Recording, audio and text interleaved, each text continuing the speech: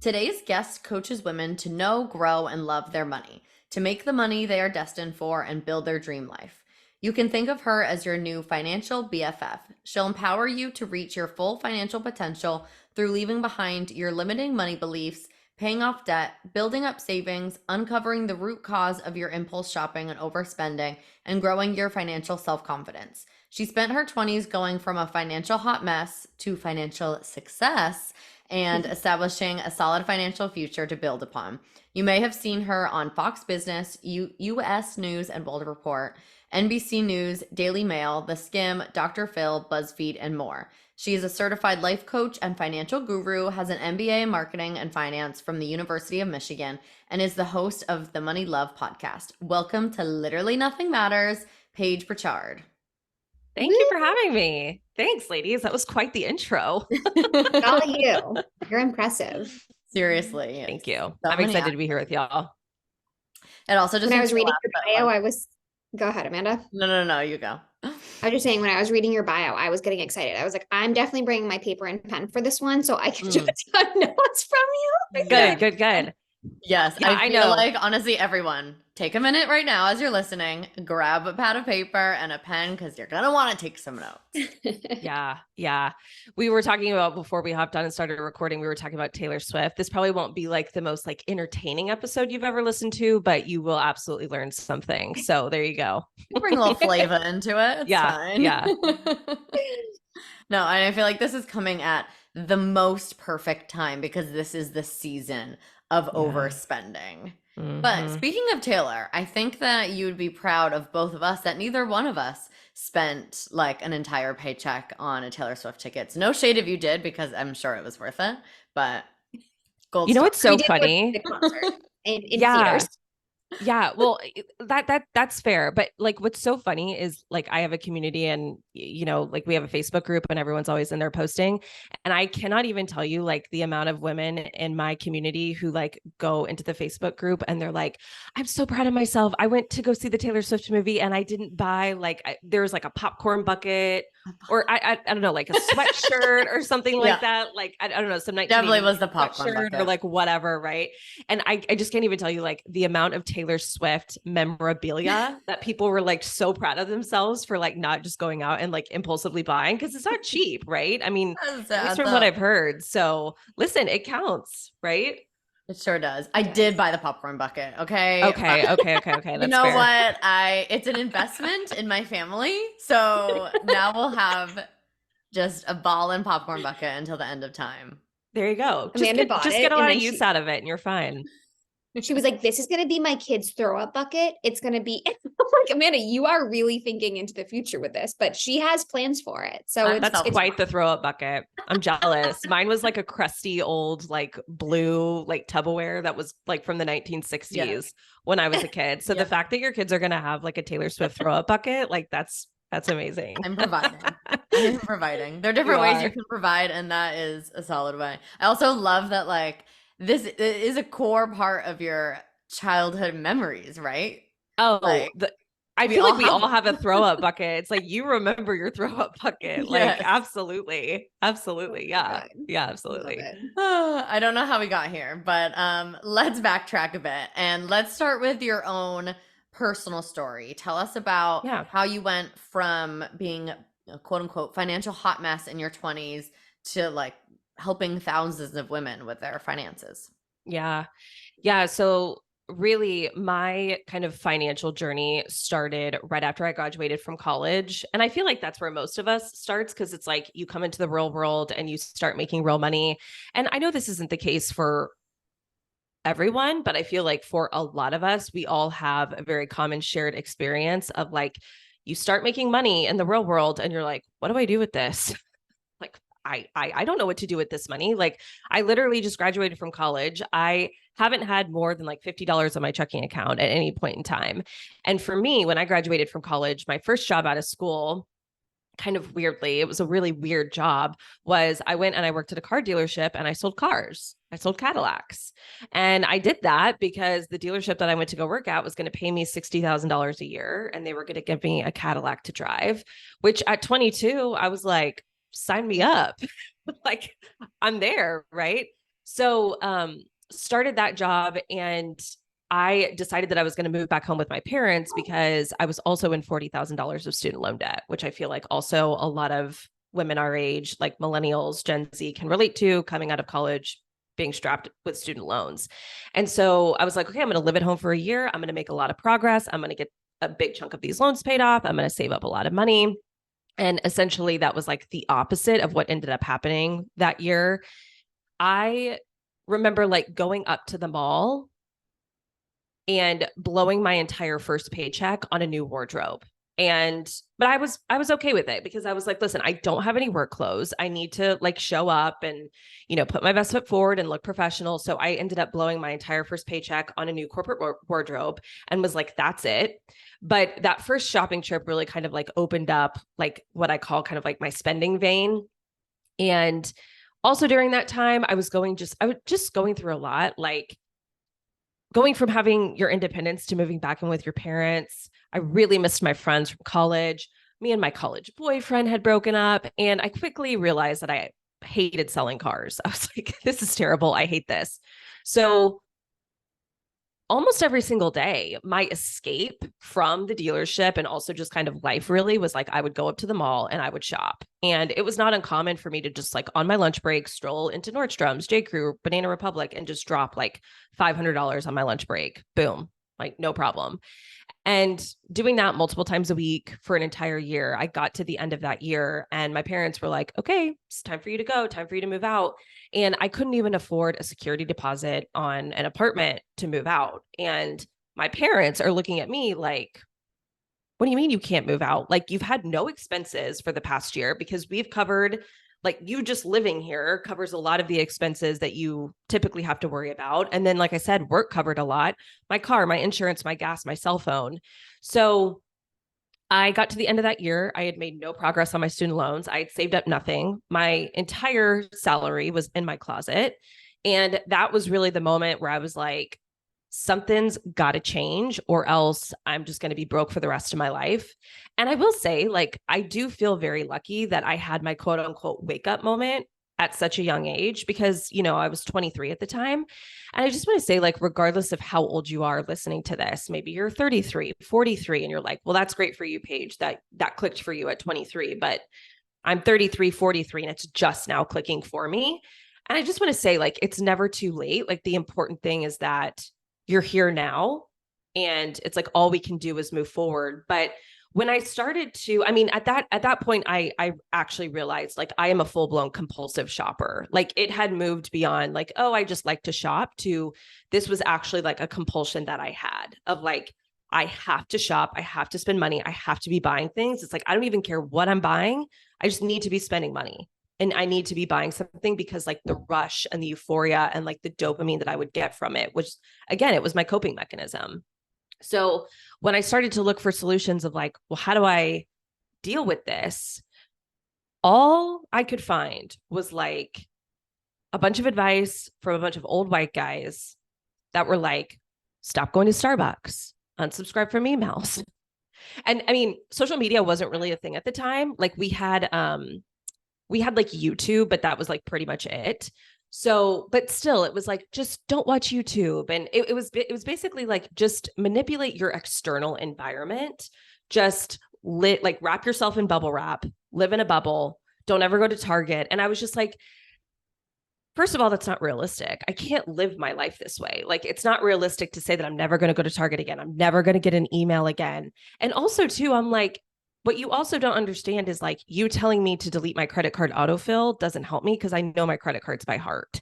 Or like, I don't even need to be getting the email because like, I'm just going to go up to the store.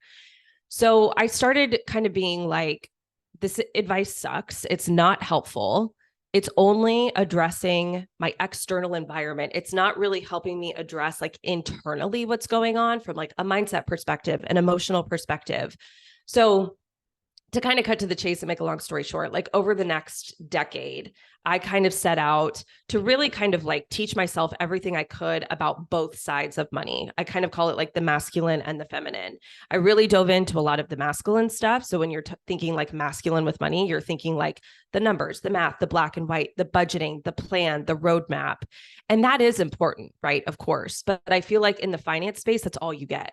Like, that's it. It's just like, how to budget, how to raise your credit score, how to negotiate a raise, how to get out of debt.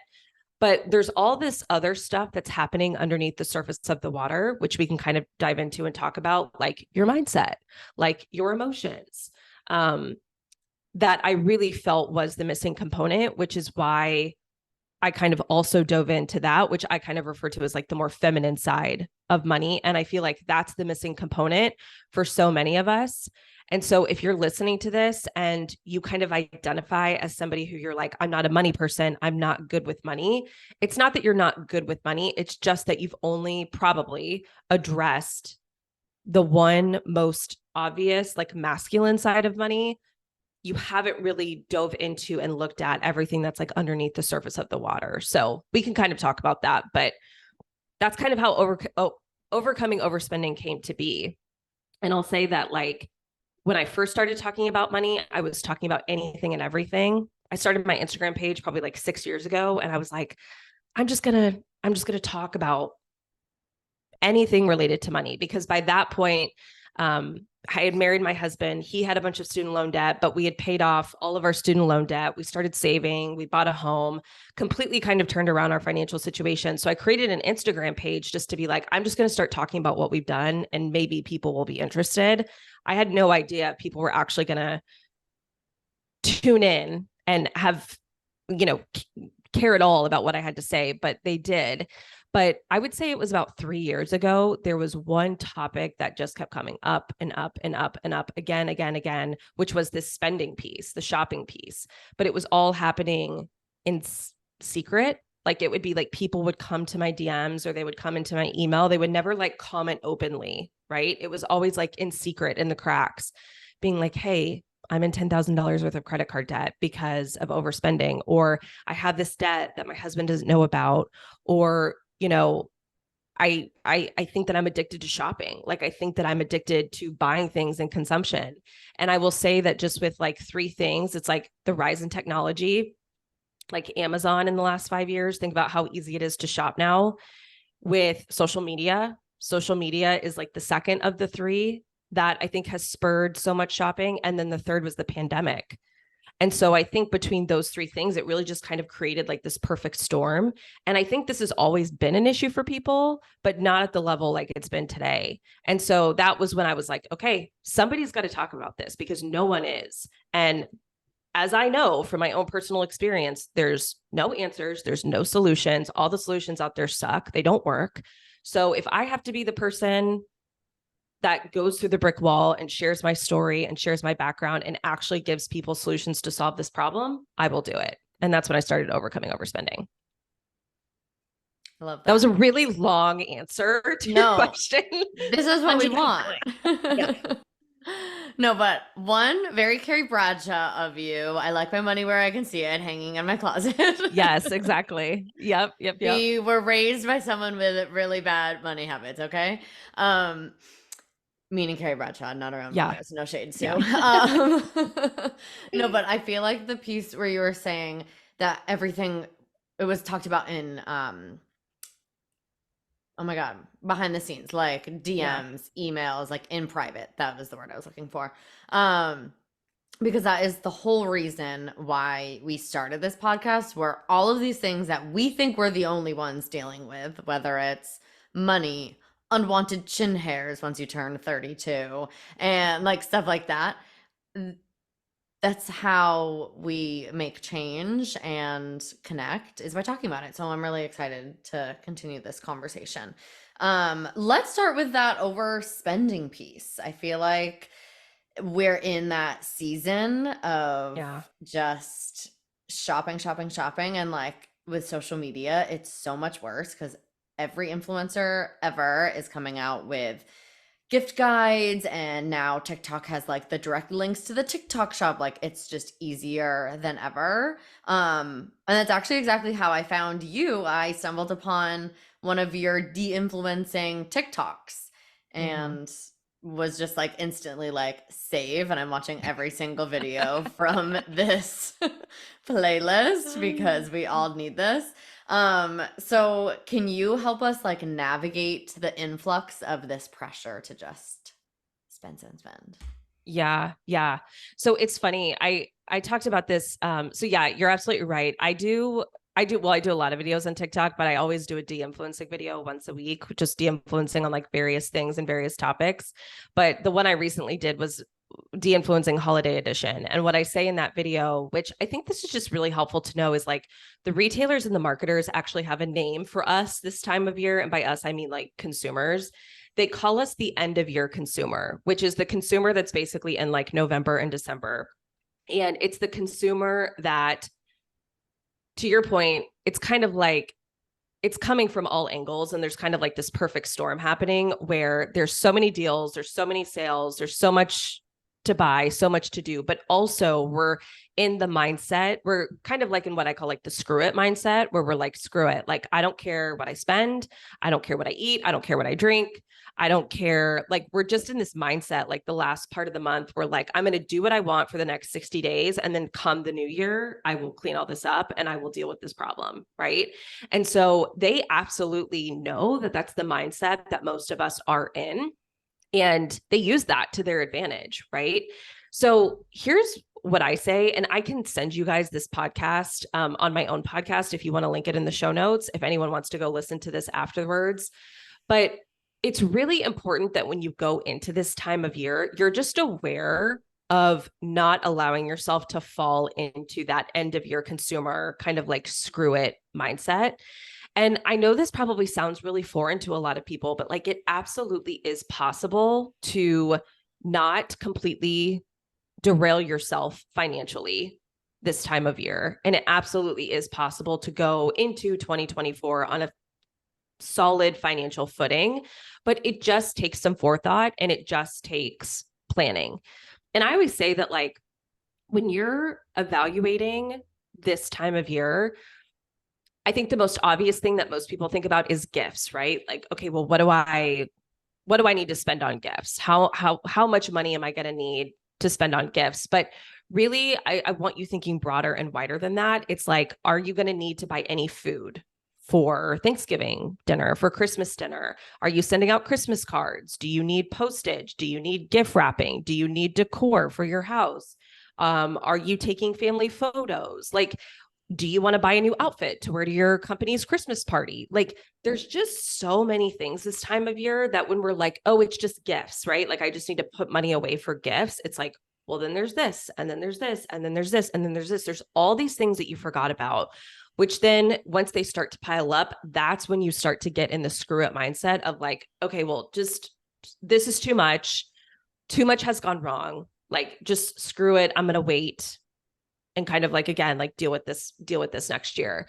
So my biggest tip to you is like, take 30 minutes and I want you to sit down. And what I do, like the most helpful thing is pull up your bank statements or your credit card statements, wherever you really spend your money from last year, last holiday season, and go through it and evaluate like, what are all the things that I spent money on related to the holidays that I probably forgot about? Again, it's like the little things like, do I need postage to like send gifts to my family that live like on the other side of the country? That's like $50, right? That I have to do every year.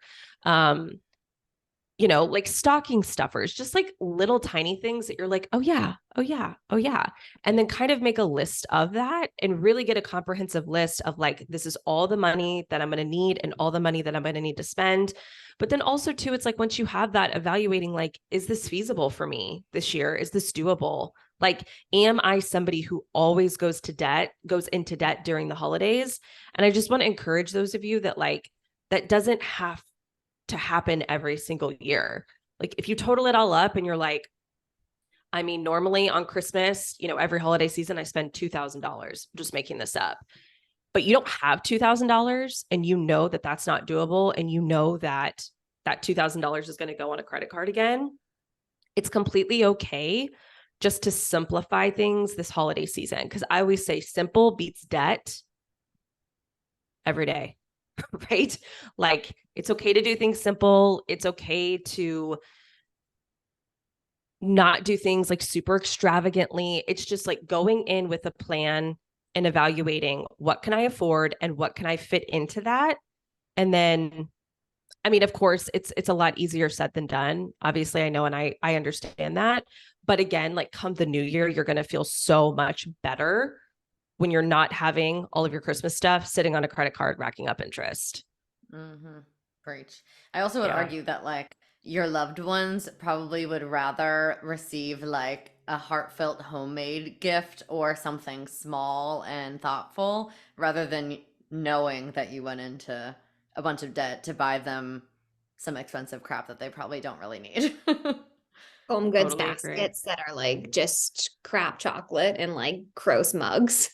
Right, like Yeah. stuff that's just gonna collect dust all No, year I'm long. telling you, like last year, I legitimately told my mom because like my own mom, she's like in my program, right? I'm like, Mom, you need to join overcoming overspending. She always spends way too much during the holiday season. But yeah, it's the same thing. She like goes to Marshalls or like TJ Maxx and she go, like the aisle, like when you're checking out, and Mm. she'll just grab like random crap, like a lotion and a little eyeliner and a little nail Candle. polish. Like, yeah, just like to throw them in our stockings. And I literally told her last year, I'm like, Mom, you Like, I have to don't want stop it. buying us this stuff. Cause like I have 2 sisters. I'm one of 3. And like I talk to my sisters, I'm like, do you guys keep any of this? They're like, no, like I just throw it away because it's junk. Right. I'm like, I know. So we like ended up telling my mom, like, Mom, we'd rather just have you like save your money than buying us all this like knick-knacky crap that like we don't really want or need just so we have something in our stockings. It's like, Mhm. no. So I'm totally with you on that. I know, I feel like that's so easy to just like the stockings. You're like, oh, it's just like something small. Like last year, me and my husband were like, we're just gonna do stockings, no gifts, because we had like just bought a house and whatever. And then the stocking was so expensive because I was like, well, I need to like make sure that it's filled and like it has to be good. Like dumb, dumb, dumb. Yeah. But okay, how would you, besides just telling us to spend like less time on social media, but like I feel like every influencer makes it seem like it's totally normal to get massive Amazon hauls and, a so and so haul and to buy completely new Christmas decorations and have a different theme every year. Like everything is so aesthetic and perfect. So it's really easy to think that, like, oh, that's normal. I should be doing that too. How Yeah. do we not do that? Yeah. Very loaded question, right? And of course, again, this is like going to be one of those things where I'm just going to say this in the beginning, much easier said than done. But here's kind of how I've kind of navigated that for myself too, because of course it's like I struggle with this, right? It's like I see people on social media and I'm like, oh, well, I think my life needs to look like that. And I think like for me, just kind of knowing and having awareness over like what my brain is actually doing helps me a lot just to kind of like cool it down and bring it back into perspective. So I'll share a couple of those things with you. So the first and foremost, the thing that you have to understand about what your brain is doing, like when you get onto social media and let's say you see your favorite influencer and they just decorated their house for Christmas or they just posted like a day in the life video, right? That video is going to be probably like 2 to 3 minutes long, right? And of course, in that video, they're only going to show you like the best, most curated, like shiniest, happiest parts of their day. Our brains do something that's called projection, which is like where it takes like a little snippet and it projects it, right? And so this isn't something that's like consciously happening, but what your brain is doing is it's like taking that tiny little snippet and it's projecting and saying like, well, this is their entire life. This is their whole day. This is their entire life. They must be happy all the time. They must feel so successful, so put together, so aesthetic all the time. And then of course, what happens is we take that and then we compare it to our own lives where that's not the reality. Like for any of us, where we're like, well, I don't feel like that all the time. I don't feel happy all the time or successful all the time or motivated or organized or productive all the time. So I think when you find yourself in that mindset, in that comparison, remind yourself what your brain is doing. Like I literally have to tell my brain, my brain is projecting right now. My brain is trying to convince me that this person's life is perfect. And I think the association that all of us very quickly make now in today's day and age, just with consumer culture that we live in, is we are so quick to associate how someone appears to feel is based off of what they have. Like we make that association very, very quickly. So we say like, well, someone is happy because they have the perfect kitchen.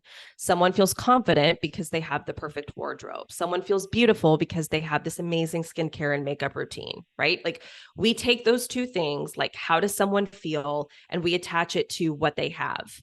And this is just the underlying message of consumer culture. Like consumer culture that we live our lives in is basically like one of the foundational principles is products can fill a void for you. They can make you feel a certain way. They can deliver an emotional experience to you that you currently don't have and you were unable to have until you get the product. And again, these are things that I call money thought errors. And they're essentially ways that you think about money, the way that you think about spending money and buying things and like what it will ultimately do for you that we think will happen, but never actually happens. Like we think it's the truth, but it's not actually the truth of like a lived experience of how it actually ends up turning out. Right. So that like just an example of that is products can like fix my life, right? Like I hear this a lot from the women. Literally changed my life. Yeah, I'm like, oh, it just, yeah, it's like it changed my life. Like, you know, but it's like a product, like yes, like some products actually do like provide a lot of value to you, and you do get a lot of value and a lot of use out of them, and they do provide a benefit to you. But like a product doesn't actually have the ability to like change your life, right? And so I know this is probably like a deeper answer than what you were looking for, but like truly, if you are going to get to a point where you can get on social media and you can see your favorite influencers sharing their lives and not feel that jealousy, like not feel that pull to like want to buy everything that they want to buy, it really does require you kind of doing like deeper kind of work. And I think like part of that is understanding what's happening in your brain. My brain is projecting. My brain wants to try to convince me that if I want to feel the way that this person feels, I need to go create a carbon copy of their life. Like I need to go to their Amazon storefront and buy everything. But this person isn't happy all the time. They live like what I call a 50-50 life, just how I live a 50-50 life. They're just not showing it to me. I'm just not seeing that part because that's not what sells things to people, right? And also too, recognizing that like really what I'm after here is a feeling. That's what I'm after. I am after a feeling. If I want to go and buy these pretty cute, clear organizational bins, it's not because I want to be more organized. It's because I want to feel more organized. Or like if I'm going to go and buy this face serum, it's not because I want my skin to be more glowy and dewy. It's because I want to feel more beautiful and more desirable. So when you remember, all I'm after here is a feeling. And then I always ask myself the question, okay, if I'm after a feeling, is it possible that I can just create that feeling with what I already have? And the answer is always yes, right? Like there's always a way to create ultimately what you're truly after with what you already have. So it goes a lot deeper than that. And I just want to say too, like one thing, like a common question that I get is like, well, how do I stop comparing? Which I feel like is really huge on social media. And I just want to say that like, it's pretty much impossible not to compare. Like our brains are biologically wired to compare. So your brain is going to do it. So don't judge your brain for comparing. Don't be like, oh, here I go, I'm comparing again, and make it mean something bad or make it mean something wrong. Your brain is literally just doing what human brains do and what they've been wired and designed to do. But I think the question becomes, how can I compare in a constructive way versus a destructive way? Like if my brain's going to do this, how can I actually take it and work it to my advantage rather than my disadvantage? Right. Wow. This is blowing my mind. I feel like I'm in a therapy session right now, and my soul. I have so many questions, and I'm writing down Yeah, all go of ahead. what I'm obsessed with. But I completely agree. And I'm coming to this realization this year. It's really just like coming full circle, and it keeps coming up for me is this kind of like the psychology you're talking about behind consumerism. And me and Amanda have spoken a lot about how we're both trying to have a little bit more minimalist life. Like we're trying to get rid of stuff, clothes, just random things that are just feeling overwhelming. And I guess one point that I'm thinking about is like a lot of the times what you see on the external is what you feel on the internal, which I think is what you're really saying here. But I wanted to ask you a question about in the beginning when you were talking about your bio, you were saying, you were going out, you were shopping and looking for like those dopamine hits. Happy hits, things like that. And I think we were just talking a little bit about that of we're looking for a feeling instead of the thing. And so I guess my question to you is, what are some things that you do that bring joy to your day that like you used to go shopping instead of that? What are some things you do now that are just simple, easy, free that we all have access to? That's a great question. Yeah. So I feel like this answer is like, I'll absolutely tell you mine. And while I'm telling you mine, I think this is a really good opportunity to tell everyone listening, like, this is really crucial to kind of think about this from your own lens and really give some thought to this, because I do want to say, we don't think about it often this way about getting dopamine from other sources that isn't a source of consumption. Like that's how we get a lot of our dopamine is through like consuming food, consuming alcohol, consuming social media, consuming stuff through shopping. And one big concept that I teach is like consumption, like shifting out of consumption and into creation to get your dopamine. And again, this is going to be different for every single person, just based off of kind of like what you enjoy and what you like. Okay. So for me, a couple of things are like, I love to walk. So like going outside and walking and listening to a podcast.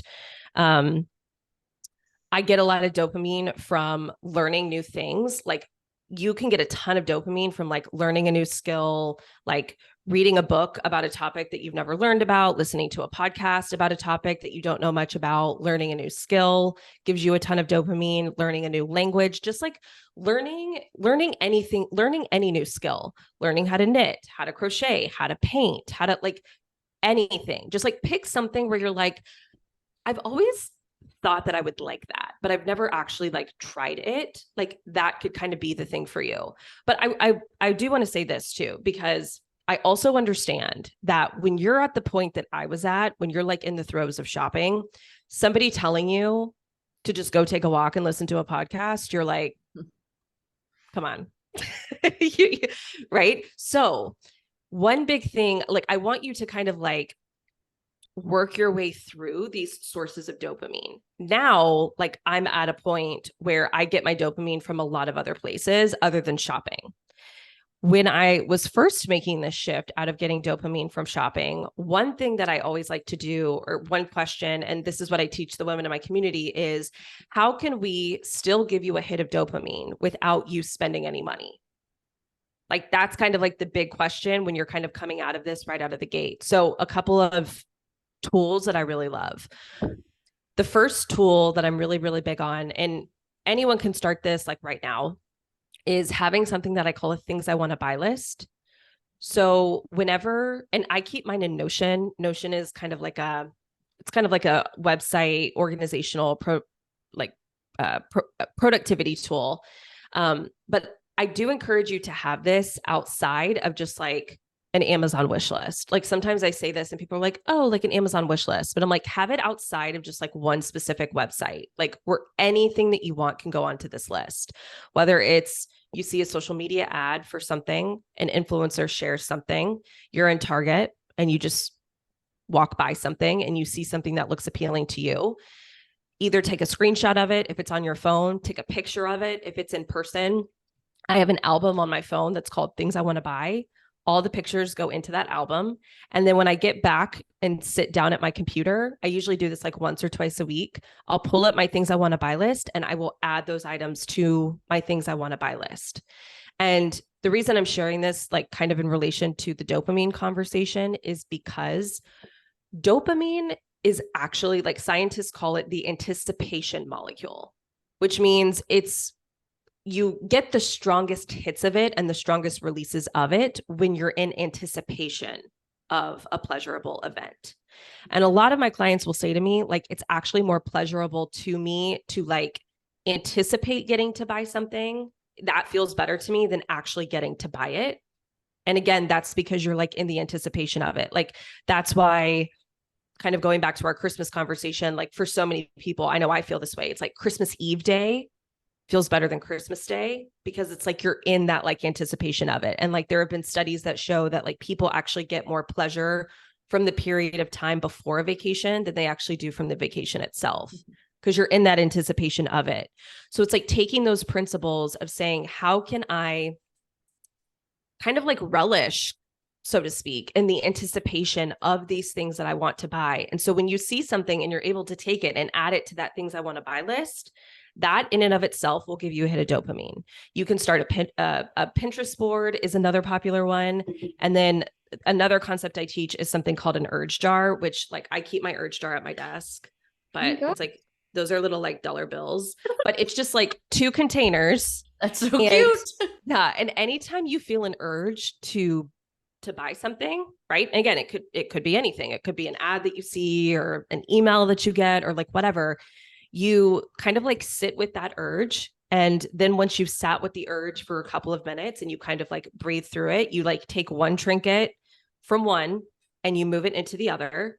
And that, it sounds simple, but the human brain likes accumulation and it likes to see progress being made. So it likes to see like them moving from here, this one, to moving to this one, right? Like it likes to see that and it likes to have that progress. And then I always log what I would have bought and how much I would have spent. And so it's almost kind of like gamifying saving. It's like gamifying not spending money. So I think to your point, Caitlin, it's like you can absolutely get to a point where you are doing things to get your sources of dopamine other than shopping. But I always like to present these options too, because again, I understand how frustrating it can be for somebody who's like in the throes of it to just be like, oh, well, just go paint, just go knit, just go take a walk. You know what I mean? It's like, what? Like, no. So that it's like coming back to, okay, well, if this is a behavior that you're going to be changing, you are going to be feeling strong urges to go shop and strong urges to go spend that money. So how can we give you dopamine from that? Like if you're going to be experiencing it, how can we gamify that and give you dopamine from that? Beautiful. I love that. Yeah, I love that so much. I feel like it also makes sense that it feels like more of a reward when you actually do buy something from that list. It's like being a little kid collecting your allowance and that like pride that you felt when you saved enough to buy. Like for me, it was buying a TV to have in my bedroom. And it was like the biggest deal in the world. But like, I don't feel a rush like that anymore because I'm just, hitting up those Instagram ads till the cows come home.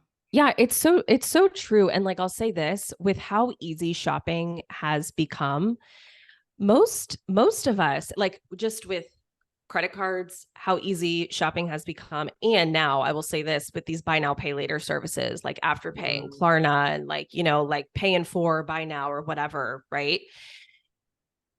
Everything that you see sends the message of instant gratification. Like get what you want when you want it right now. Like there's no need to wait. There's no reason to save. You slap it on a credit card or you can get it now and just pay us every month for 4 months until it's paid off. And to your point, like I think the buy now, pay later services are marketed as like, oh, we love you and we're here for you and we're doing you this huge favor because like you can get what you want now and like you don't have to wait. But from what I've found with like helping so many women in my community kind of like get out of this like buy now, pay later mess that they've created for themselves, because it starts off as one and it's like, oh, well, that's not much. It's just $10 a month. It's just $20 a month. But then you do that 10 times, 15 times, and you go into every single month with a car payment of that you're giving to Afterpay every single month. Right. But the tricky part about that is like what you were saying, Amanda, there's no anticipation to that. like you get the hit of dopamine and then it's done. Like you buy the shoes and it's like, great, you got the shoes, but you bought them impulsively. Now you have the shoes, the allure wears off in like a week, but yet 4 months later, you're still paying for the shoes. So it's like every single time that money gets taken out of your bank account, you're like, like, right. These shoes that I don't even really like. yeah, I don't even like want these anymore. And like 4 months later, like I'm still paying for this. And so what I say is like flip flop it, do it backwards, like save up the money. And then you have the money, you're not going into debt, and you're giving yourself time to relish in the anticipation of it and really decide, do I really want this? Because that's the other thing. Like half the things that go on my things I want to buy list, I don't actually end up buying. Because once I revisit it, I'm like, nah, I just got a little excited about that. Like my brain just got a little hyper about that. Like I don't think I really, So really real. want that. Like versus when you do the buy now, pay later, you're just like, boom, boom, boom, buy it, buy it, buy it. There's no time for your brain to cool off. So you're just buying a bunch of things that like seem great in the moment. Then you get them, the allure wears off. You're still paying for them 4 months later. Right. So, but yeah, it's just like, that's the world that we live in. It's just that message of like, do what you want when you want it. There's no need to wait.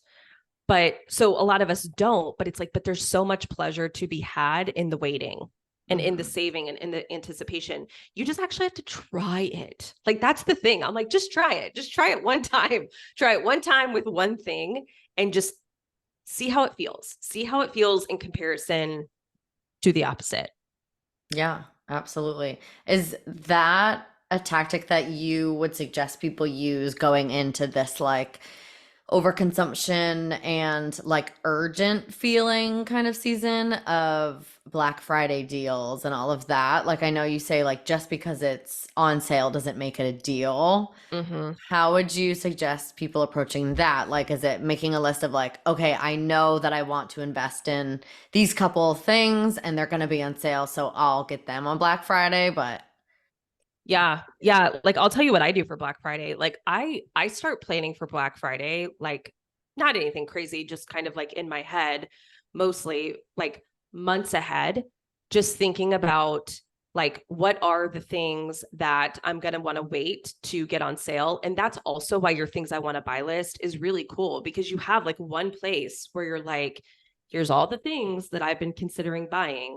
And pretty much all of this is, going to be on sale for Black Friday. What do I want to buy? What do I want to take advantage of? And so, yeah, like what I do is I start thinking about in my head, like, what are some things that I want to buy as like gifts, and also like for myself for Black Friday. Like I can tell you, like for this Black Friday, I'm going to buy myself a walking pad, like for my office. I've been holding off on that for months. And, it's like holding off on it on months to make sure that it's something that I really, really want. It's like, I wanted it 3 months ago and I still want it now. So it's like, that's probably a good indication to me that this wasn't just something that my brain got super excited about and is going to fizzle out. Like we're going to buy my daughter a new car seat because she's growing out of her infant car seat and we need a new car seat. So yeah, it's just like going in and making a list of these are all the things that I'm going to be buying. And like what I always say too on Black Friday, my motto is like, get in, get out. Like get in, buy your shit and get out. Like do not ruminate. Like do not go on Amazon and be like, ooh, well, I wonder, I wonder what deals there are. I wonder what, don't wonder. No, like just have your list. And even now, like the deals have been announced. Like you can even go out now. It's November 14th. We're like 2 weeks out basically from Black Friday. Cyber Monday, whatever. But it's like, you can even find the deals now. Like you can even start planning weeks ahead to say like, this is what I'm going to buy. This is how much it costs. And again, it's kind of like what I was saying earlier, just go in with a plan. You're going to get 200 emails in the span of like 2 days. I'm just like, just don't open them. You're literally going to get a Black Friday or a Cyber Monday email from any retailer that you're subscribed to. Just have your list to know like, this is what I'm going to buy, get in, get out, do it, be done. Yeah. Can I ask you, because we've said this a couple times now, is this, I'll speak for myself. I definitely have an Amazon addiction, and I think a lot of us do. And I really think it's like a true thing. Like what you're saying, don't go on and peruse for a deal, don't go looking for something. And I'm totally guilty of that. Mm-hmm. So a very like simple question is, do you use Amazon yourself? And then further than that, how can we kind of control ourselves on those very easy websites? Yeah. Yeah. No, I definitely use Amazon, right? Like I use Amazon. I'm a Prime member. And I mean, there's a lot of things that I buy on Amazon, but I guess here's the thing about like Amazon and the sales, right? Here's my number one rule, especially with sales. If you see something is on sale, but you haven't at least been planning on buying that item for at least like 3 days or longer, it doesn't need to be something that you're buying simply because it's on sale. And this is something that I call sale spending, which is like when the sale or the deal or the promotion is the primary driver of you buying something. It's almost kind of like being in the mentality of like, oh, but it's just too good of a deal to pass up. And I mean, it sounds like you saw this video on my TikTok, but that's what I was saying in that video. It's like what makes something a good deal isn't the price of something. It's not the deal or the discount. It's the discount in combination to the value that you're actually going to get out of something. Like how much are you actually going to use this thing? Because even if you buy something that's 50% off, let's say you save yourself $100. It's like, great, you saved yourself $100, but you still spent $100. And now you have this item that you're really not going to use much or at all. You simply just bought it because it was a good deal. So my thing is like really be aware of the sale spending, right? And so my rule of thumb is like, if I haven't been considering buying this for at least a couple of days, it's a no. Like it's just a no. And like I really, and again, easier said than done, but it's like not letting yourself get sucked in from the deal, the discount, or the promotion. And I always ask myself, I'm like, what is my brain more focused on right now? Is my brain more focused on what I'm saving? Or is my brain more focused on what I'm buying and what I'm having to spend? And depending on where my brain is taking me, that tells me everything I need to know right there. Like if my brain's like, oh, but you'll save so much. It's such a good deal. It's this off. It's that off. It's 2 for 1. It's that, whatever. Like, that's how I know. I'm like, okay, I'm in I call it like your sale brain, right? Mm-hmm. You're in your sale brain, and your sale brain is a crazy, crazy, crazy brain. And so I'm always just like, where am I at right now? Sale brain or logical brain. But yeah, it's just like, I know it's tough. And like, even in the beginning, like there's a lot of tools that you can use. I'll just give you a few that are kind of my favorite. One is an app called Blocksite. Blocksite is like you can have it on your phone as an app, or you can have it as a browser extension, but it's actually marketed as like a productivity tool to kind of block you from like social media sites and stuff, like when you're needing to focus and be productive. But you can also use it to block shopping sites. I mean, you can use it to block any site. So you could say block Amazon from this time to this time, block Zara forever. Like, I mean, just whatever. Like you pick the parameters of this. 2 other browser extensions that I really, really like that are free. One is a browser extension called Pause. And Pause, like literally when you go to a website, it just has you pause. It pulls up this like green screen before it takes you to the website. And it kind of gives you these like prompts to go through. It's like, take a couple deep breaths. Like you're about to go, like just, it's called Pause because it's like, take a pause, right? That's something that I have on my computer.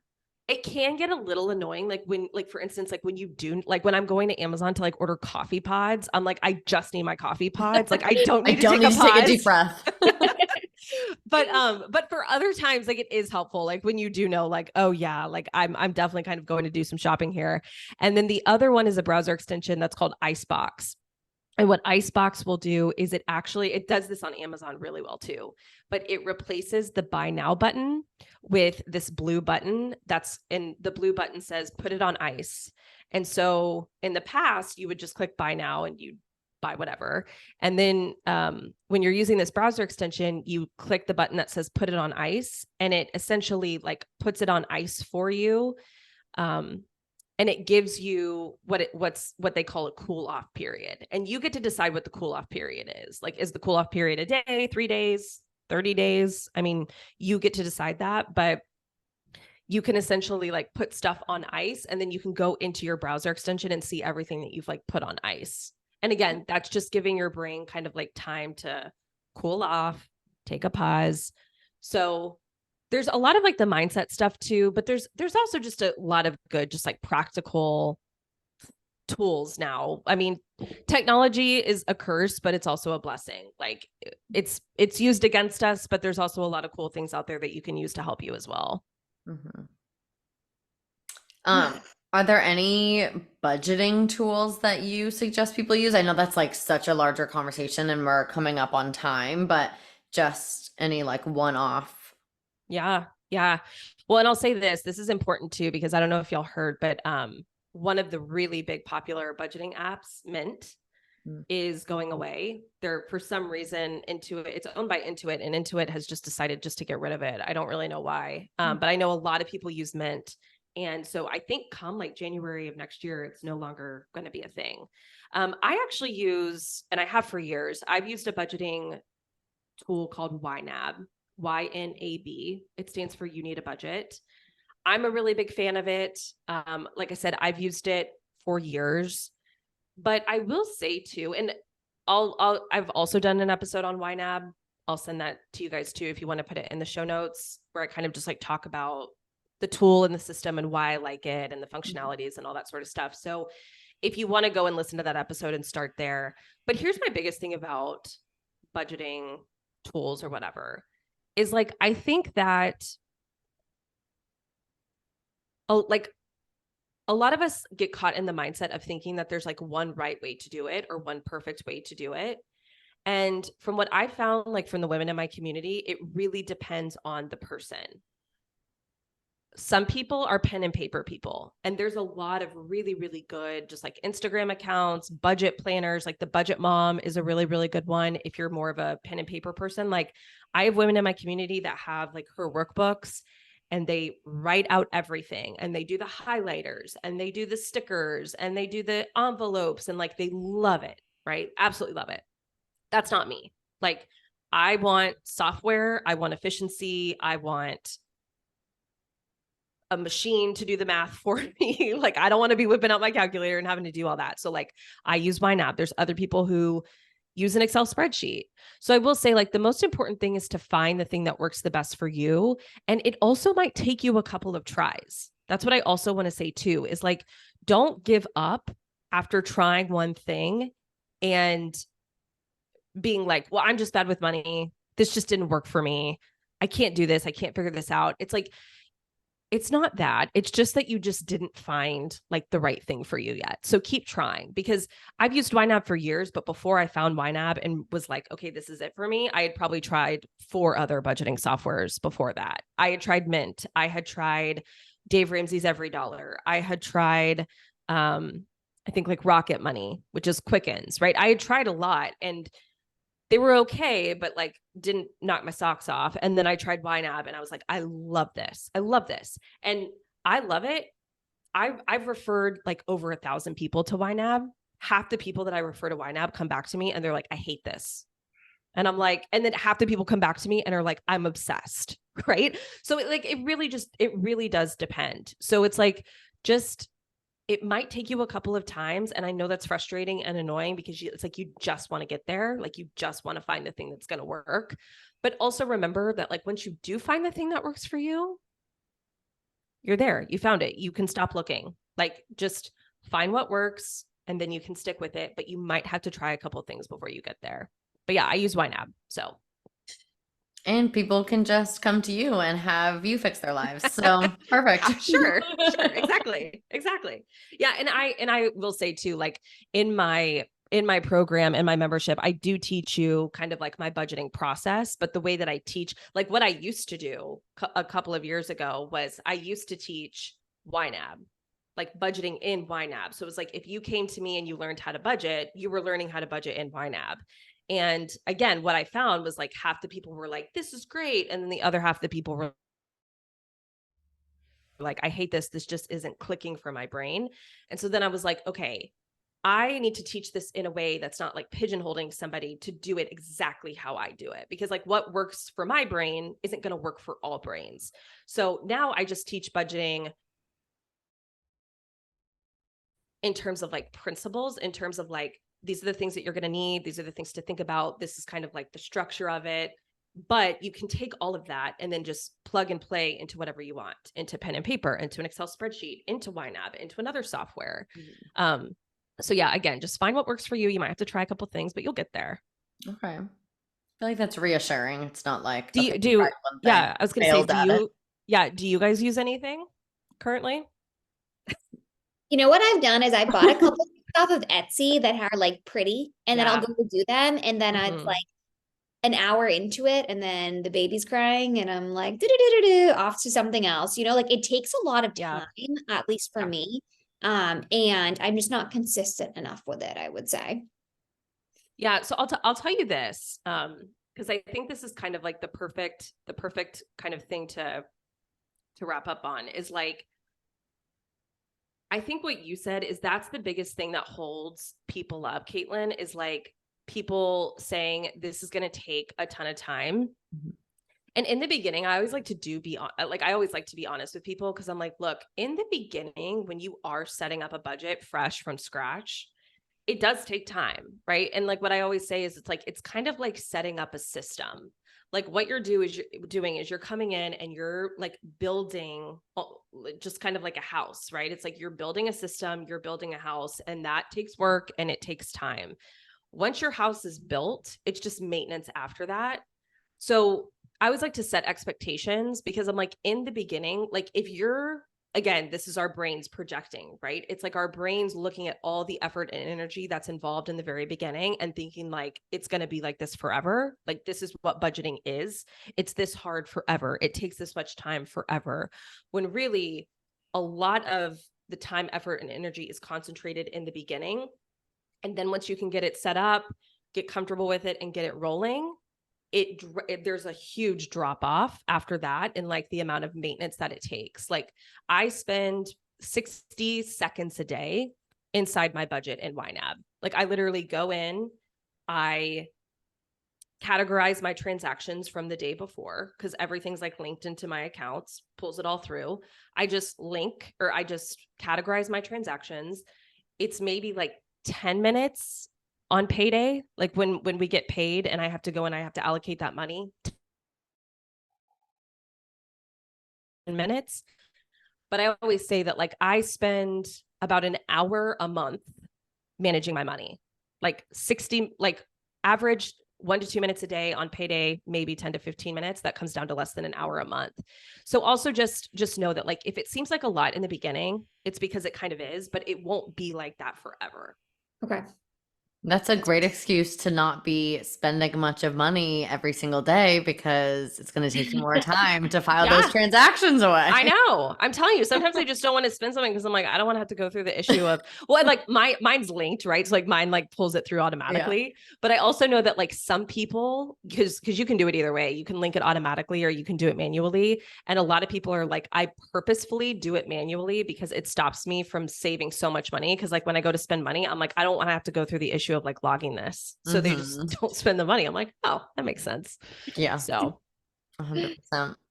Oh, this was amazing. I feel like we could just talk your ear off and ask you like 10 million more questions. So maybe look out for a part 2. Yeah, I would love to come back. I mean, I feel like it's so funny. This hour flew by and I feel like we just scratched the surface, but yeah, happy to. Such a layered topic for sure. It is. It is. But hype yourself up. Where can everybody find you? Do you have any things coming up that you want to promote? Let the people know. Yeah. So the best places to find me on social media, Instagram and TikTok, my handles are at overcoming overspending, at overcoming_overspending. I always forget the underscore. those are the places that I'm the most active. I also have a podcast of my own. So if you're here, you're obviously a podcast person. If you are looking for a good money podcast, you can start listening to mine. It's called the Money Love Podcast. And like I said, I have a membership that's called Overcoming Overspending. So you come in, you pay monthly, you can stay as long as you want or as short as you want. You can come in for a month and just kind of see how you like it. But when you join Overcoming Overspending, you get my entire process, which is a 3-phase process. So we talk about mindset in phase 1, emotions in phase 2, and then we do all kind of like the nitty-gritty tactical stuff in phase 3. But then you also get live coaching with me every single month. We have like 10 to 12 calls every single month. So we're meeting like 2 to 3 times a week. So if this is an area that you're really, really struggling with, like it's a community that's one of a kind. There's nothing else out there like it, where it's people trying to be better with money that are natural spenders, right? Struggling with their spending habits. Most of the women in my community are in debt. I would say 90% of them are in some form of revolving credit card debt, personal loan debt. So if you're looking to pay off debt, it's a great community to come where you can do that, like shame-free, judgment-free. You'll be in a community with other women who are all trying to do the same. So you can find that at overcomingoverspending.com. I love that. And we'll link to it all. So yeah. great. Yeah. And I will send you those 2 podcast episodes too.